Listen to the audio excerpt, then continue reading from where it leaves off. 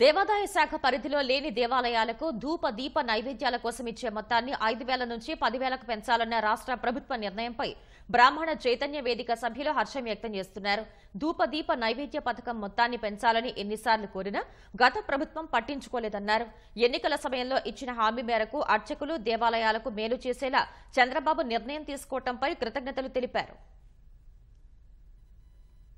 ముఖ్యమంత్రి చంద్రబాబు గారి సూచనల మేరకు ధూప దీప నైవేద్యాల స్కీముని 5,000 రూపాయల నుంచి 10,000 రూపాయలకి పెంచడం అర్చక సంఘాలు అర్చకులు రాష్ట్రంలో ఉన్న అర్చకులందరూ వ్యక్తీకరిస్తడం జరుగుతుంది. గత ప్రభుత్వంలో 5,000 నుంచి 10,000 చేయమని అర్చకులు వేడుకున్నా కానీ చేయలేని పరిస్థితిలో మరి జగన్ ప్రభుత్వం ఉంది. మరి ముఖ్యమంత్రి చంద్రబాబు గారు 50 రోజులకే మరి ధూప దీప నైవేద్యాల స్కీముని 5,000 నుంచి 10,000 రూపాయలు చేయటం, TDNS స్కీముని చేయటం మరి బ్రాహ్మణ చైతన్య వేదిక హర్షం వ్యక్తం చేస్తుంది.